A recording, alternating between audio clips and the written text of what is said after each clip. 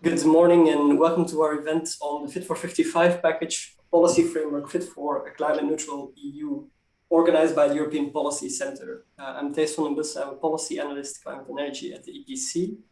And we've got 1 hour to discuss today the outcomes that were presented yesterday of the Fit for 55 package and proposals that the Commission has made. This package, it was often described yesterday as a roadmap. I think it goes further than that. It's a blueprint. It's not just setting specific targets, but it's also providing us with a toolbox to reach those steps, those targets that are set forward. The blueprint now requires validation with the European Parliament, with the Council, and also reflection with stakeholders, including companies, but importantly also citizens who need to be on board for this transition. If we want to reach with this blueprint our objective of achieving an emissions reduction of 55% by 2030. This is why we've invited today one of the main engineers, I would say, of that blueprint to discuss with us, Mr. Diederik Samsom, Head of Cabinet of Executive Vice President of the European Commission, Frans Timmermans. And we also have the pleasure to have as a respondent to the remarks that Mr. Samsom will make, one of the other head engineers of that blueprint of what is to come, Ms. Jytte Guteland, member of the European Parliament.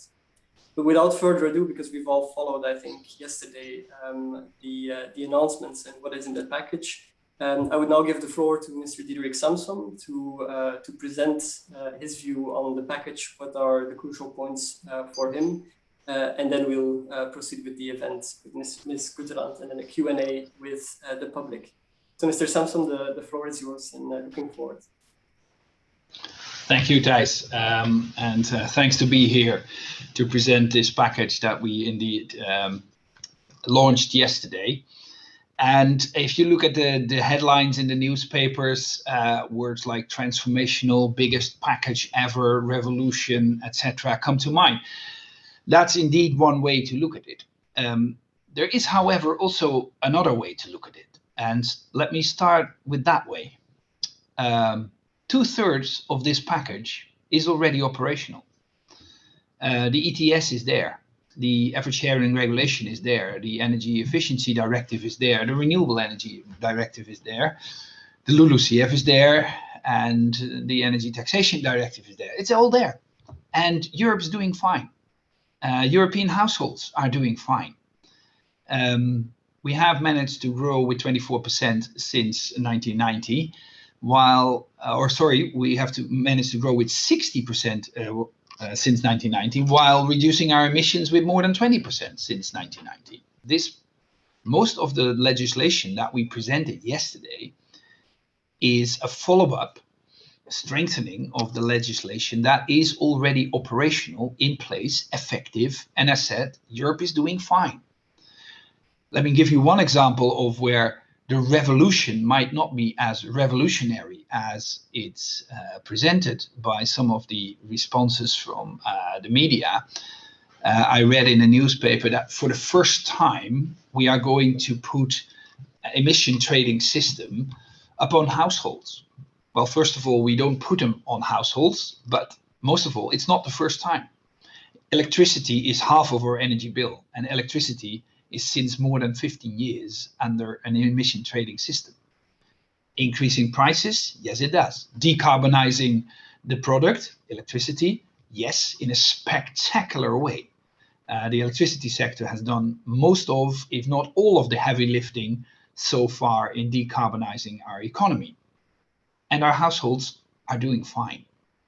So that's one way to look at it. Unfortunately, or fortunately, whatever you want to call it, it's not the whole story, because indeed, in order to get from -40, where we are getting now, with the package that is already in place, to -55, there's two big, you could say, transformational changes needed.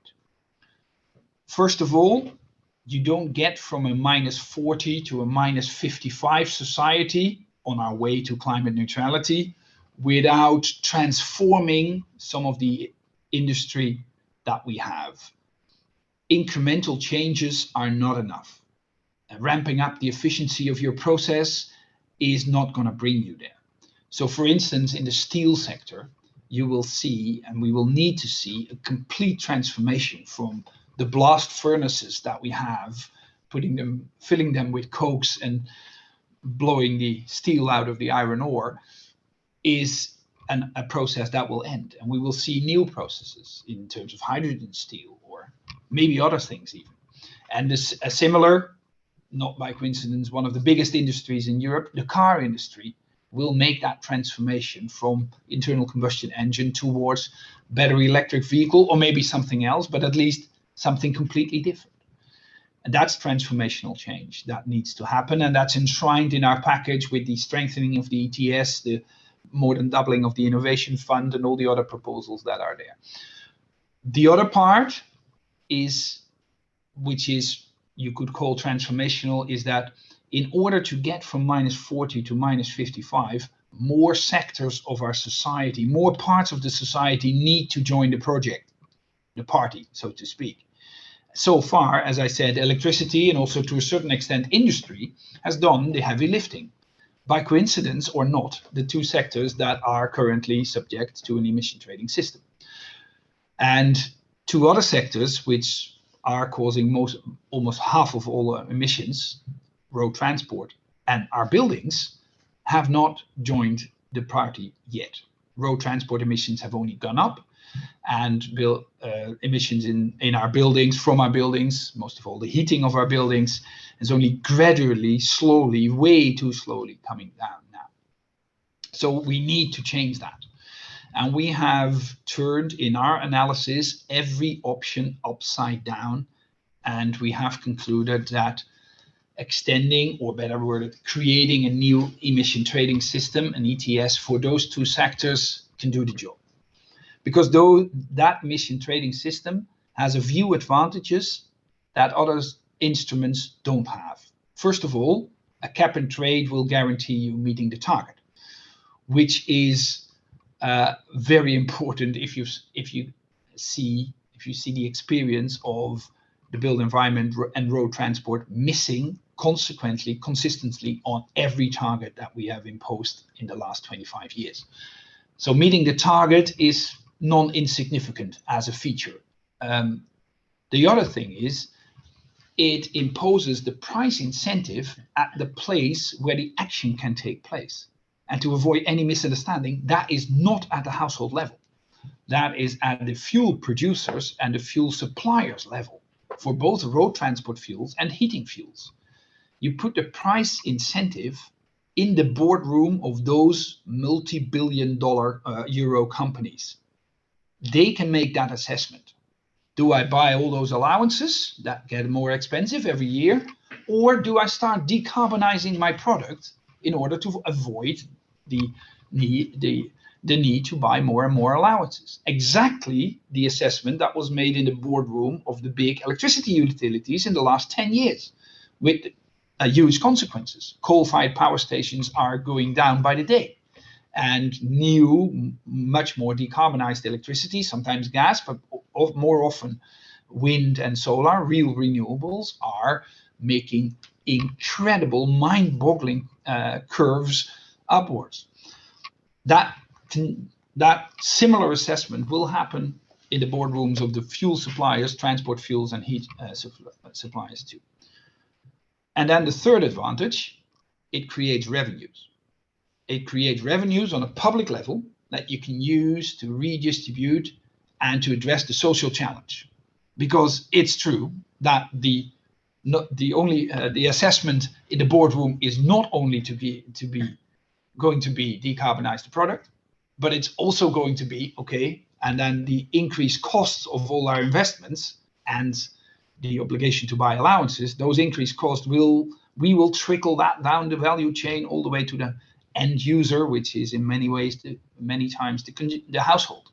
So on a household level, things will happen in terms of prices and increased bills. And here's your social challenge. If you put an objective, -55%, as one thing because it is, into society, not every part of society will be able to accommodate that challenge in the same way.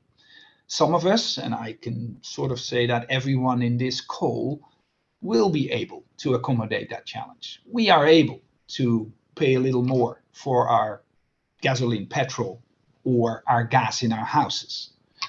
But a lot of people, approximately 100 million households in Europe, don't have the luxury to worry about the end of the planet, because they worry about the end of the month, being able to pay all the bills. And for them, an increase in the energy bill is a substantial assault on their purchasing power, because they already pay a larger share of their income to energy.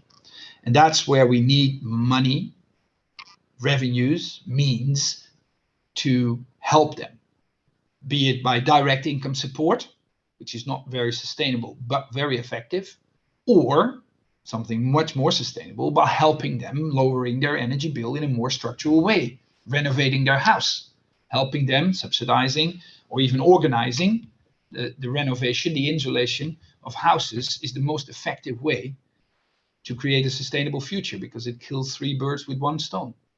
You create more sustainability because the houses are more energy efficient. You create purchasing power for the people living there, either the house owner or the tenant. And you obviously create a growing economy because it requires some work, jobs. That is the feature of the ETS, the new ETS, to road transport and buildings, that none of the other possible alternatives has. You can regulate the hell out of the built environment of our buildings, but you will not create money with regulation. And then you still need to create revenues, because regulating something makes it also more expensive. So you can't avoid the social challenge. You need to organize your response to the social challenge. And that's why part of the proposals of yesterday, which is the new part, obviously, is not only the new ETS, but also creating that social climate fund in order, on a European level, to address the social challenge. Because I want to conclude with one very important aspect of this new package and the new elements in it. We are Europeans. If we would address it in another way, let's say the regulation, and we would say, okay, but we need some extra revenues, so here's taxation, which is the instrument that since very many centuries governments have at their disposal to generate revenues and address social challenges. You could do that in, let's say, the Netherlands, where also energy poverty is an issue. And the Dutch government could regulate the targets towards -55, would raise taxes and then redistribute it to people that have difficulty accommodating for that challenge and the targets. And then from the Netherlands, we wave good luck to Croatia with their challenge, 3 times as big as the Dutch. Where's the European solidarity? The only way to organize that European solidarity in one consistent, coherent package is to create that European mechanism, we call it the ETS, creating European revenues to be able to redistribute them on a European scale, not only within countries, but also between countries. And I'm not naive, that's going to be the biggest discussion of next year. That the biggest discussion of the next year is not going to be about the amount of windmills and solar panels that we need, and not even about the CO2 emission standards for cars driving us to a fully electrical drivetrain for all our personal mobility. No, it's going to be about the social challenge, the redistribution of it. And the new instrument, the Social Climate Fund, is just one part of it. The Modernization Fund is another part. The redistribution of allowances that we have in the old ETS, and we will continue, is a third part. The Innovation Fund is actually also a social redistributional mechanism, helping out industries that need to decarbonize. And obviously we have our effort sharing, in which we redistribute the effort. You could say that's also solidarity, not in terms of money, but in terms of effort. Taking that together as part, in the package is what you could call the solidarity package of the Fit for 55 proposal. That is going to be our biggest challenge. I leave it at that, and I'm open for all your questions. Thank you very much for this and for raising also, I think, these important questions of the social aspects, which will be crucial also for the support. With that, I would immediately like to transfer the word to Ms. Jytte Guteland for some responses for about 5 minutes. Ms. Guteland.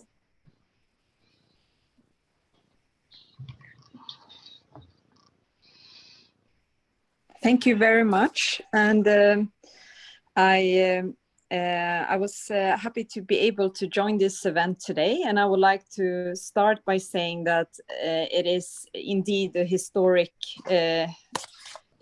week and a historic day yesterday. And I really want to congratulate Samson and your team for this remarkable achievement. I would like to start by that.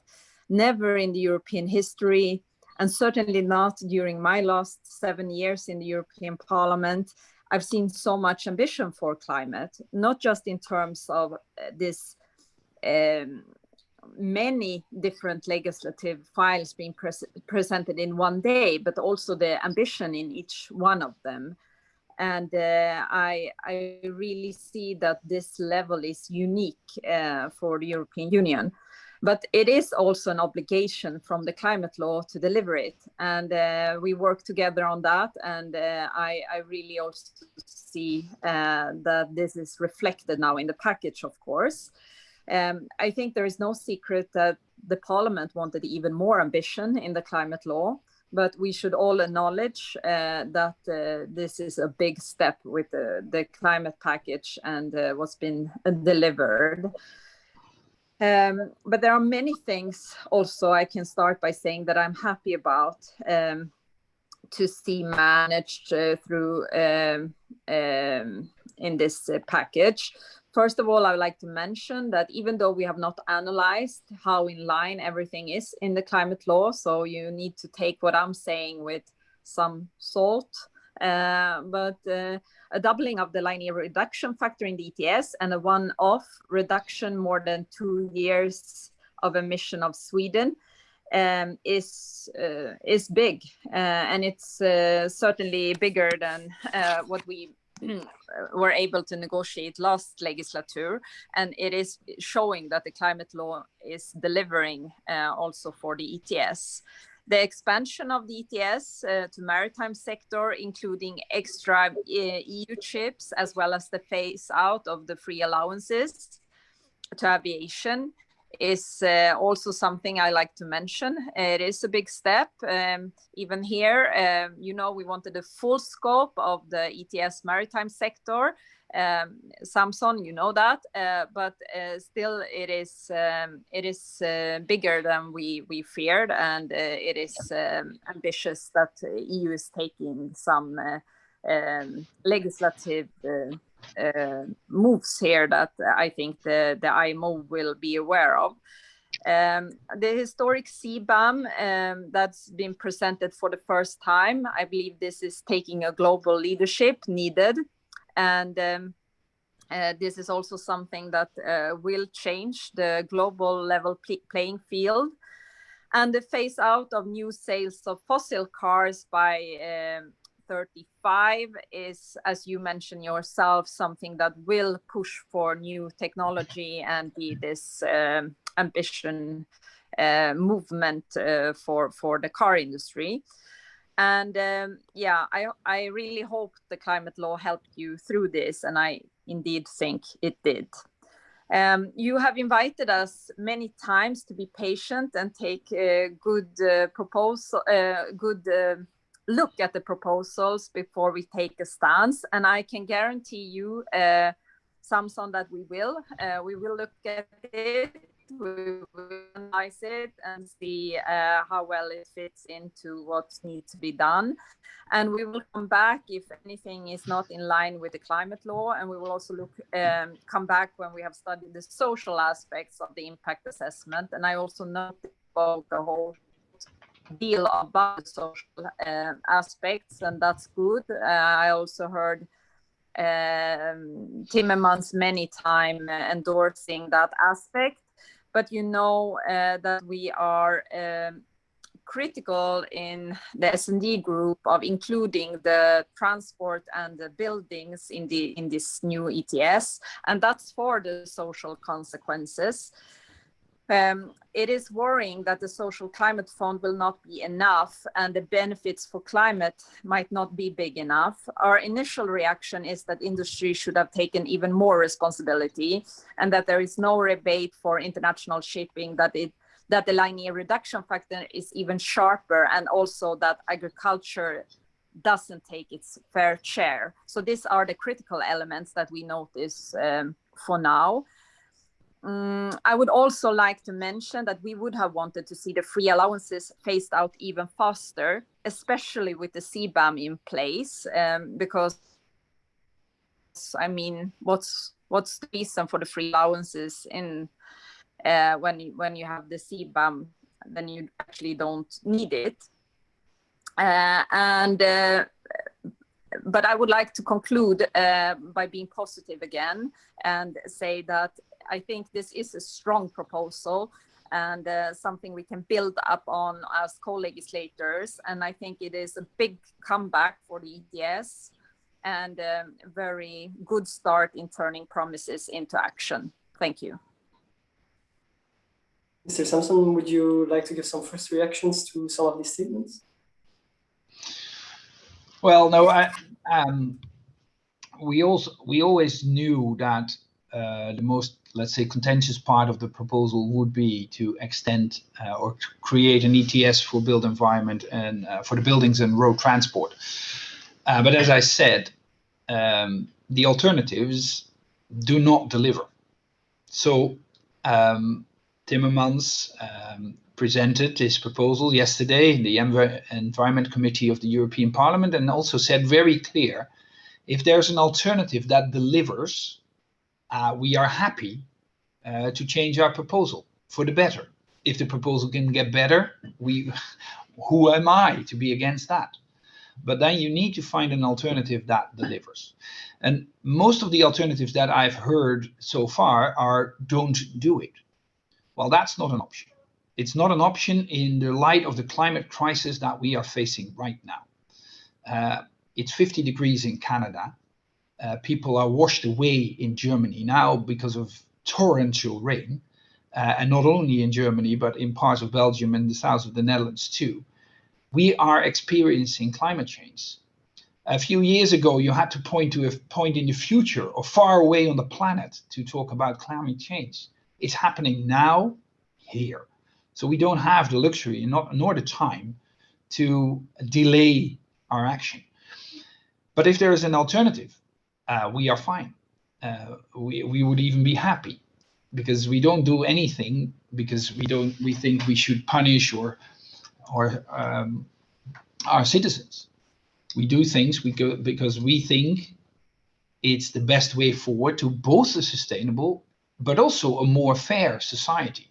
I want to point out that our impact assessment shows that redistributing revenues from an emission trading system creates a progressive income effect, which means lower incomes are better off. And let me give you just one, let's say, macro example of how that works, because I see eyes rolling when I say this. The new ETS will have a turnover of about, with the estimated carbon prices that we see, of about 40 billion euros per year, which means, very simple, that in the extreme case of 100% of the allowances trickling down to a price increase of energy for households, of energy for the consumers, means that the total energy bill of Europe will increase with that same 40 billion. It can't be more, it might be less, but let's go for the 40 billion. 50% of that will be used to address the social challenge, because 25% it goes to the fund, and we redistribute the fund to member states on the basis of co-financing one-on-one. That means 20 billion is available to address the social challenge. We don't have to compensate everyone. We don't have to compensate the lawyers' offices and the buildings that they use. We don't have to compensate for all the public buildings. That's government buildings. We don't have to compensate for the upper half of the household incomes that are able to pay for a little extra, and they actually should, because it changes our behavior. We need to compensate 30% at maximum of households in Europe for this challenge, 30%, and we have 50% of the total revenues at our disposal. We have enough, and this creates the ability. Obviously, this is just a macro figure. The challenge is to get that money at the right place, at the right time, in the right conditions, doing the right things. That's our biggest challenge. Creating that fund, I think the idea itself, it's hard to contest. Our challenge, and I'm ready to work with Parliament and Council, is to make that fund as effective as possible. And we've seen good and bad examples in recent and long European history of funds that were very effective or funds that fail completely. Let this be the first of that example. I think indeed that will be a major challenge, how to implement this effectively so that it reaches, because that's a fundamental difference, obviously, is that now we have to reach to some extent individuals, I suppose, or really make sure that this redistribution happens then in a fair way and lands where it needs to land, which might be a challenge. With that, I would like to open the Q&A with the public. We've got quite a number of attendees. Just some housekeeping rules. You can enter your questions in the Q&A box, or you can raise your hand, after which I will pass you the word for asking your question via your microphone in an oral way. But before that, we would start out with a couple of short 1-minute reactions and questions from 3 EPC members. I would start with giving the words to Mr. Olaf Siversen from Equinor. You can open your microphone, please. Yes, hello, and thank you, Jytte and Diederik, for insightful remarks. I want to share 3 observations. First, this batch of measures is very comprehensive, and in industry, our focus is now on working out the coherence. And this also in view of the measures on decarbonization of gases announced for later in the year. So we see this package across time, if you like. We need well joined up legislative frameworks to deliver an accelerated transition of the magnitude foreseen, and this also to modernize European industry. Second, changing consumer behavior is essential to succeed, and expanding carbon pricing measures and reformed energy taxation seek such change, we agree. The cost and choices are powerful change vectors, but however, higher cost, job uncertainty in industry, and narrower consumer choices risks to produce lackluster public acceptance. And I'm very happy to hear what you say about confidence in this being the social solidarity measures that you propose are being sufficient, and that you also trust they will be efficient. But perhaps elaborate on why, what will it take to make them particularly efficient? That would be useful. Then my third point, and that's my last, to deliver on a higher greenhouse gas reduction targets, Europe needs investments in low, zero, and negative emissions technologies and solutions. Norway, Sweden, Denmark, and the Netherlands are on the forefront of maturing CCS. A report to the Swedish Parliament in January 2020 concluded that the efforts in Europe needs further coordination and upscaling. EPP has also recently called for more incentives in this area. Now, do you see anything in this package that promises such upscaling and coordination? Would be my last question. Thank you. Thank you, Mr. Samsom. Start off with the last question. I think a carbon price of 55 euros going up, and with the ambition that we just laid down on the table yesterday, that will not stop, is the best incentive for any technology. So I'm completely technology neutral here.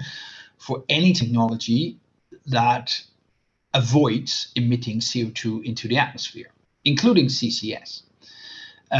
But we might do more on that. We can see that some of the production processes, and I already mentioned steel as an example, might not be able to make the transition without using this technology of CCS. And we might even need CCS in a combination of bioenergy use to create negative emissions in a sustainable way. So we are ready, and we stand ready with the innovation fund that will be boosted to, I wouldn't say mind-boggling proportions, but if you make the calculation for what the innovation fund will have available in the next period, you're talking about almost 50 billion. You're talking about half of Horizon in terms of money available for innovative technologies.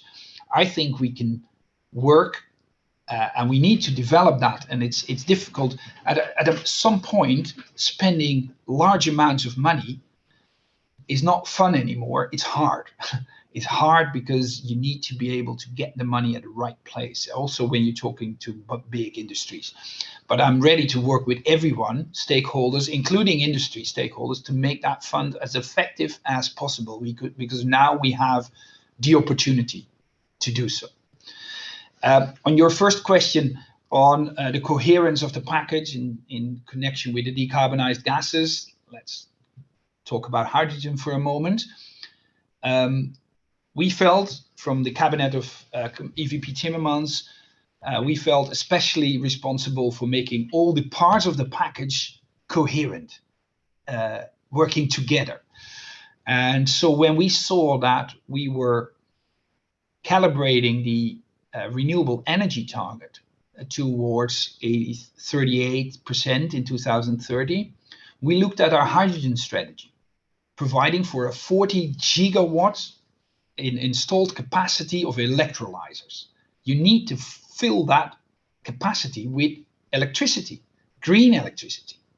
So in order to become fully coherent, and I think for some of us in the audience will like that message, we created a 40% ambition, a 40%, which is, if you look at the climate target plan from last September, you could say it's at the higher end of the bandwidth of what is needed to get us to minus 55 or even above the bandwidth.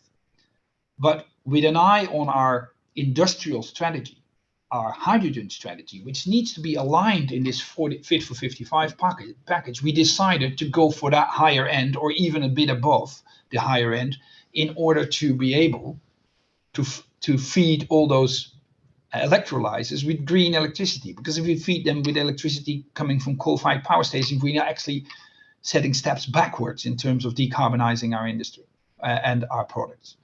So that's, I think, where the coherence and the consistency of the package is. Thank you very much for these reactions. And I would give the word to Ms. Shraddha Abt from BASF. If you can open your microphone. Hi, good morning, everyone. This is Shraddha. So first off, congratulations, I would say, to Diederik and the Commission for publishing this long-awaited package. You've given us a busy summer, getting through 3,000 pages. So that's going to be fun. But let me get more to the point. So we haven't had a chance to review everything, you can imagine, to the level of detail we like. But I'll make some preliminary remarks. And I have one specific question to you as well, Diederik, which I'll come to in a minute. So for us, how are we looking at Fit for 55? Well, first of all, it's an overhaul of the energy and climate acquis. We can't deny that, but it is also an important step for European industry and society that we feel will allow us to lead the global race to climate neutrality. BASF is affected not only by nearly every proposal of the Green Deal, but actually majority of the proposals also published yesterday. Everything from ETS, Renewable Energy Directive, Energy Efficiency Directive, the CO2 for cars, for our battery materials. But I will focus on the energy and climate part. Now, the main concern, if you want to call it that, is that we need to accelerate industrial electrification business case. And the package needs a European approach to ensure huge volumes of renewable power as soon as possible. This means not just the supply side efforts, but also the demand side efforts. And this is not something we have seen just yet.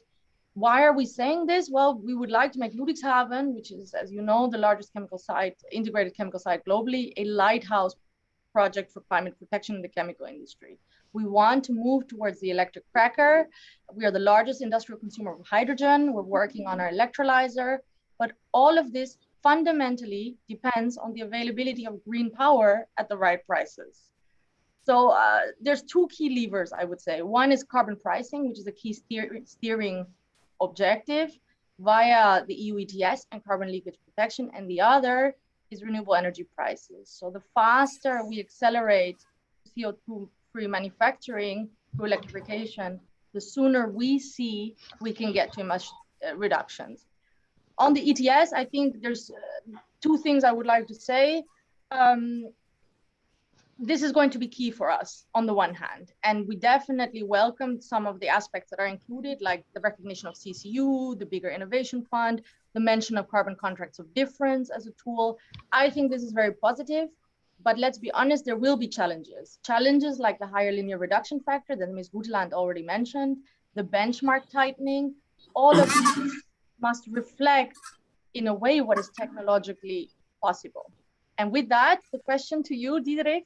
So last week, you might have seen 22 CEOs, including ours. Martin Brummelaer sent a letter along with 18 MEPs to the Commission calling for the urgent need for a scale up for renewables for industrial electrification. Do you think the package is bridging this gap? Or what role will the Commission still play to do this? Thank you. Mr. Samsom? Well, I think, as I said, the 40% that we put into the package was exactly because of this. I won't say it was because of your letter, but maybe it helped a little in terms of nudging us to the last possible inch of the 40%. And that is because we think industry will electrify, either directly or via hydrogen. And that's what we want to be ready for. Obviously, setting a target is not making it happen. It still needs to happen. So the Renewable Energy Directive contains a truckload of provisions that you could say try and take away all the hurdles and barriers towards new renewable energy projects, including cross-border licensing, including licensing at all, including all kinds of new streamlining instruments that we need to get into place in order to get those wind farms offshore built quicker than we build them right now, get those solar farms built quicker than we build them right now, get solar integrated into buildings much quicker than we do it right now. Those developments also need to happen. The target alone is just a silent cry in the future if we don't do anything to make that target happen. But I do think that our ambitions on renewable energy, and a big part of that is obviously renewable electricity, we know that, is meeting the challenge of decarbonizing our industry by electrifying a lot of our industry. I see you have your hand raised, maybe a very short reaction, and then we would like to proceed to the next speaker. Yeah, thanks. No, just quickly wanted to reply because I fully agree that yes, we need this and it's the right start. The problem is that we need a European approach to do it, in the sense that even if you allow and invest in all these offshore wind farms, as you might know we will do with Vattenfall, which will end up being the largest offshore wind farm once commissioned, we still need to get this electricity to these large sites. And if member states are setting up hurdles to get access to this electricity, we still won't make it. And I think that's one of the challenges we will face, is that when there's national restrictions on integrating electricity, that you have to pay more levies or surcharges, you enter into very challenging situation. Thanks for the question. I will give the floor now to Ms. Sabine Frank from Carbon Market Watch. Also will ask a question or make a short statement. Ms. Frank, the floor is yours.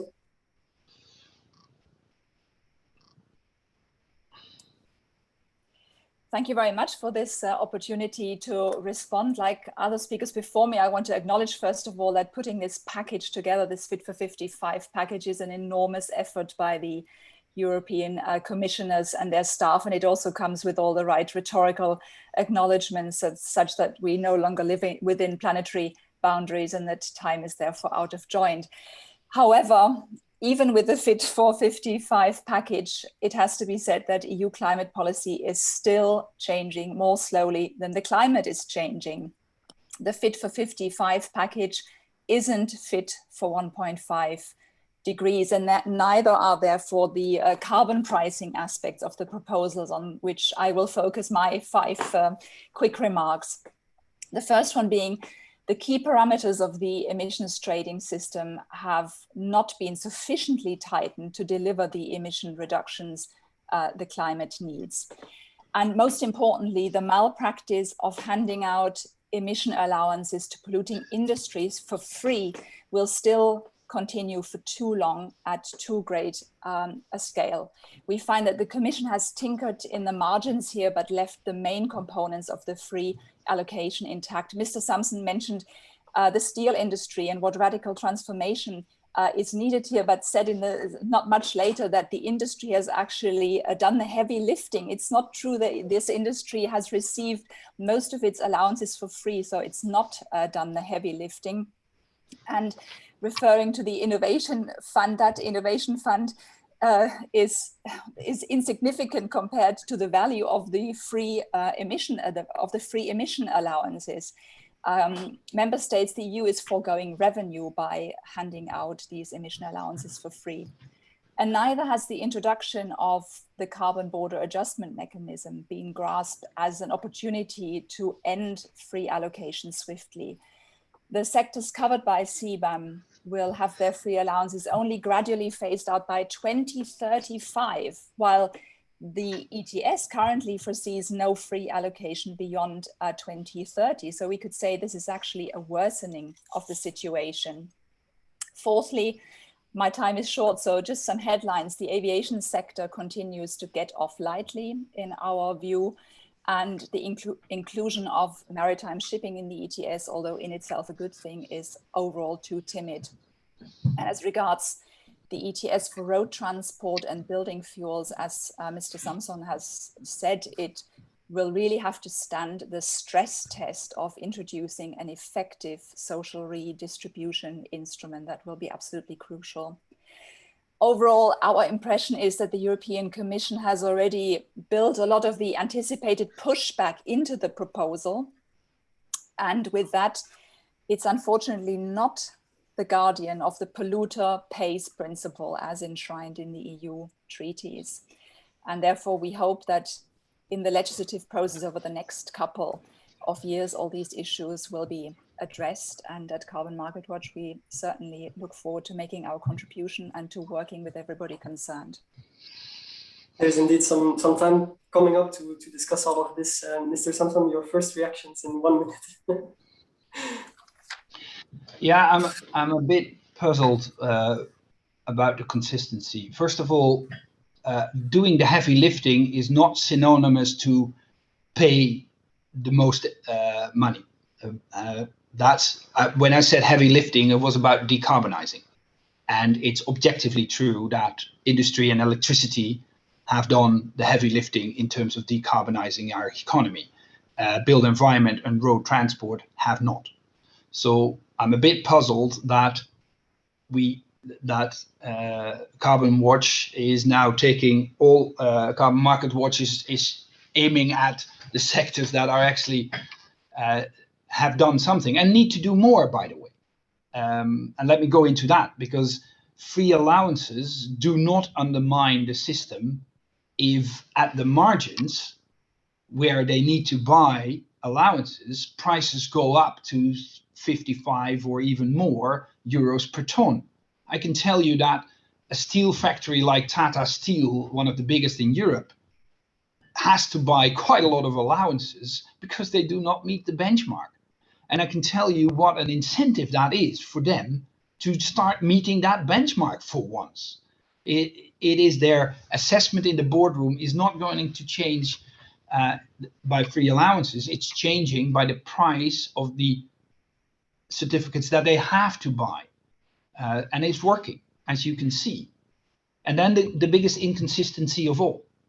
So here we have Tata Steel, and physically this is not completely correct, but metaphorically next to Tata Steel is just as big a company, which is called Shell, producing fuels for road transport. And here I have Carbon Market Watch saying you should put all the burden on Tata Steel and leave Shell alone, because you can't extend the ETS to road transport. I can't see the logic of that. If you want to address Tata Steel, I'm with you. And we are going to take away free allowances by introducing the carbon border adjustment mechanism. And by the way, also by default, because the cap goes down with more than 5% per year in the future. But if you do that, why don't address the neighbor? That works on exactly the same business principles. They need to feel the heat of the price of carbon. And here I have Carbon Market Watch saying, oh, no, don't do that. I can't see the consistency of that. Because if we want to go to minus 55 and even 100, and you address the Commission as not being ambitious enough, while at the same time taking the heart out of the proposal, the heart out of the ambition, I'm puzzled. Short reaction maybe, because I would like to go to the questions of the public, but maybe a short reaction of Ms. Schroeder-Abt, if the question is in relation to this. Yeah, thanks, Thijs. I just wanted to make one remark, which is that it's not free allocation. You have to meet the benchmark. And meeting the benchmark is extremely challenging when you consider that it is tightened every few years. So I don't personally like the term free, because industry has to make a huge effort to be the standard setter to reach this benchmark, which are frequently tightened and will continue to be. Thank you. Ms. Frank, would you briefly like to react? And then I would like to go to the public. Please go ahead. Yes, very briefly. I mean, we mustn't mix up the power sector with the industry sector. The power sector has done fairly well due to the ETS in reducing its emissions, but the same is not true for the industry sector. We've only seen a reduction of 1% of emissions in the past decade, which means the ETS is not having an effect on that sector yet, and that is what needs to be addressed. Thank you. With this, we will go to the questions of the public, because we've got quite a number coming in. I would like to start with the first question that came in from Mr. Guteland already 30 minutes ago. Did the Commission, with this package, leave the principle of technology neutral, or is it still part of the proposals, Mr. Samsom? It's still part of the proposal. There's not a single regulation or not a single line or not a single word in any of the 12,000 pages that describes a specific technology. It describes targets and measures in many ways, in forms of pricing or setting standards or whatever, but it doesn't describe any technology. Thank you. Then we've got two questions on the social aspects. The first one by Antti Karhunen. Will the social fund ensure that poorest people in each member state will benefit? I think that's a question that has been treated to some extent, but maybe we can extend on a little bit. Then there was another question by Heinrich Klopp, who says, good morning, everybody. Did I understand correctly? 100 million households will not be capable of managing the extra expenses as a result of creating an ETS for transport and buildings. What is the estimation? How much money will be needed annually to support these households? Mr. Samsom. Let me go into the first question first. Yes, every country will be eligible for the Social Climate Fund with a different distribution key. So Luxembourg gets a little less than Bulgaria. And those distribution keys are actually based on parameters that deal with energy poverty. And that brings me to the second question. We have several estimates of the amount of households that are vulnerable or under the threat of energy poverty or under the threat of poverty in general. And I took the extreme. If you have the energy observatory data that we have within the Commission, it's about 50 million households that are vulnerable for energy price increases. I took 100 million to also include the households that have just difficulty paying all the bills every time again. And we sometimes all feel part of that 100 million, but it's actually the bottom 30% of the incomes of households in Europe. And again, we have 50% of the money available. So it is adequate, it is sufficient. Our challenge is to bring it at the right place. Thank you. I just wanted to follow up on that myself, using a little bit my position as a moderator. I'm sorry for that, but I was wondering about these social aspects. How I think Executive Vice President Timmermans also mentioned the fact that this would lead to further investment. I think you also mentioned it in the beginning of your presentation. How can this money also maybe go to the lower income households to guarantee that investment? Because I think they will be the ones actually struggling with making that first investment. Is there a plan under this social fund to deal with that in particular? Well, let me give you an example. If you want to help vulnerable households paying their energy bill for heating their house, you need to go to the affordable housing company or the social housing company that is the landlord. Because most of those households don't own their house, they are tenants. And they don't have any means, but not even the ability to renovate their own house because it's not theirs. So we require to be eligible for the money that is available for your country, we require from that country plans to address energy poverty. It's a bit the same as what we did with the Recovery and Resilience Facility, where we require recovery and resilience plans from every country in Europe in order to be eligible for the money that is rightfully yours in terms of the distribution key. It's the same here, exactly.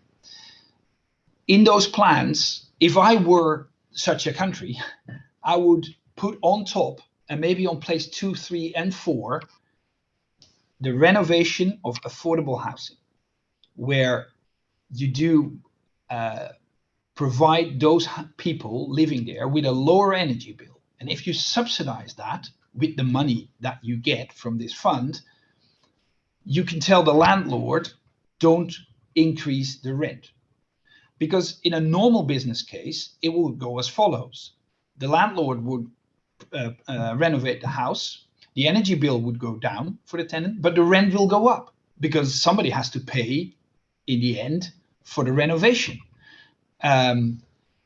If you break that chain by subsidizing the renovation and telling the landlord, in this case, the social housing company, that he needs to renovate his buildings, his houses, without increasing the rent, the tenant in the end is better off with a lower energy bill and, by the way, a more comfortable house. Thank you for that reply. I think there's a lot to unpack still about this proposal and a lot to kind of discover of how this will function in practice. Very practically, I was just wanting to make sure that I understood you right, that the main implementation would then indeed happen by the member states, and it would be the member states applying for this money that would then be responsible for the distribution and the fair distribution to those low-income households. I see you nodding, so I hope I understand that well then. Then we had a question from Vaido Poldoja, who asks, would anyone like to comment on the role of state aid in achieving Fit for 55 goals? Thank you. Mr. Samsom, I think that first goes to you. Sorry for that. I'm the target at this hour, no problem. It's my job. Yes, well, it's obviously an incredible big role. I mean, the whole Renewable Energy Directive builds upon making state aid available for renewable energy. And one part of the discussion there, which we spent a lot of time and energy and research on, was bioenergy, because that's what you could call the fragile part of our renewable energy system. Literally fragile. Trees are fragile. Our nature is fragile. Our forests are fragile. And therefore, you can't just run in there, take all there is, set it on fire and call it renewable energy. Simply not true. Simply not possible. Simply not sustainable. And that's why we have designed a different system where state aid plays a big role. we require subsidy schemes in member states to adhere to the cascading principle for wood before you make state aid available for bioenergy. So if a tree could have been used for building a house or a table, but instead it's decided to set it on fire and turn it into bioenergy, state aid should not be available for that. And to make it more easy, more blunt, we will ban this state aid subsidy schemes for turning woody biomass into electricity, because we think that is not the best way to set wood on fire, and there's more better, cheaper alternatives available. So this is where we changed the course of state aid in order to steer ourselves towards a real sustainable future. Just one example, there's many more. Thank you very much. I see we have a couple of minutes left. I would bundle two questions on the regional aspects. We've got Verena Ringler saying many thanks for this great briefing. We work in European regions and understand that huge risk on Fit for 55 lies less in substance, but in toxification or polarization of the public debate in local and regional spheres. And I'll skip immediately to the question. How does the European Commission plan to address the awareness and competencies gap? Because regional opinion leaders and CEOs tell us that there's no competence yet on green transition in regional and local media organizations. Is there a plan for expedited and comprehensive training, capacity building on green transition across traditional and digital social media sectors? And then immediately following up, Justus Schönlau asks, will these plans that are mentioned right now include an obligation on member states to involve local and regional authorities who should know best about the vulnerabilities at local level, given that for the Recovery and Resilience Facility faces the same difficulty of a lack of local involvement? Mr. Samsom. Yeah, I acknowledge that you could say design flaw in our institutional framework, but Brussels deals with capitals. So that's, we found a gazillion ways to work ourselves around that in terms of communication and contacts and informal conversations. But the formal ties of Brussels, the Commission, are with capitals. And that's indeed, I acknowledge that is visible in the recovery and resilience plans, where the plan comes from the capital of the member state, while sometimes regions have a different idea. But we can't interfere in that. Well, if we would try, we would create a constitutional crisis, to be honest. So we need to work our way around it. But let's acknowledge the institutional fact first. We work our way around it in many ways. We've set up the Climate Pact. We set up the Covenant of Mayors, which is about cities. We have loads of ways to increase our outreach. And I have to admit, and also in response to the question, there's room for improvement there. I could say a lot of room for improvement, because the Commission is not the best communicating agency or institution or machinery in the world, rather the opposite. And we would like to do better, and we will try to do better. And we have loads of initiatives, and also they're mentioned in the so-called chapeau, the overall communication document, which is luckily not 12,000 pages, but only 12. And there's mentions of that. And obviously we will follow up on those commitments that are, or promises that we did in that document.